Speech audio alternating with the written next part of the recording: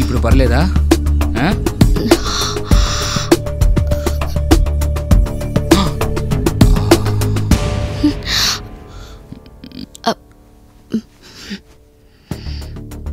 నీ స్పర్శతో నా పర్వం పులకరించి పరవశించిపోతుంటే అలా నన్ను వదిలేసి వెళ్ళిపోతావేంటి? దీనికి ఎంత సిగ్గుపడిపోతే ఎలా? సూర్యచంద్రుడు కూడా చూడని నా సొగసులు చూడు.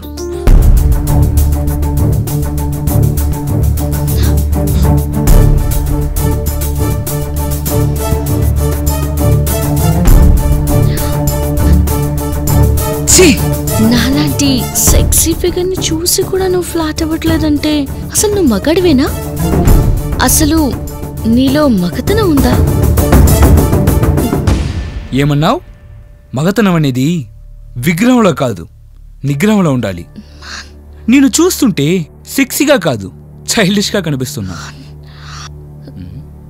అర్థం కాలేదా? గుడిలో దేవతని అలంకారంతో చూసినా, అలంకారం లేకుండా చూసినా మనసులో కలిగేది భక్తిభావమే తప్ప రక్తిభావం కాదు. ఇప్పుడు కూడా నా కళ్ళ ముందు దేవతే నిలబడినట్టుంది. కట్టుకో.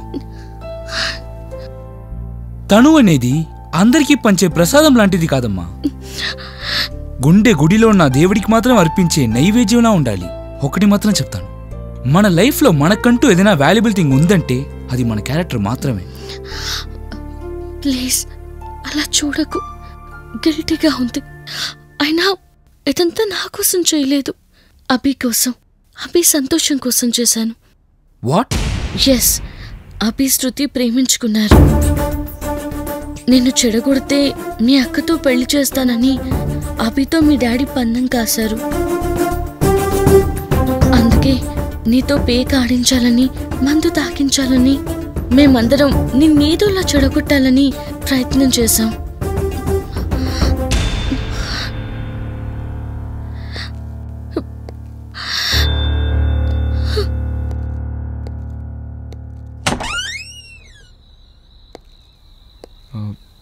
భరత్, అది మీరు సలహా అనుకున్నా సోదనుకున్నా నేను ఓ విషయం చెప్తా.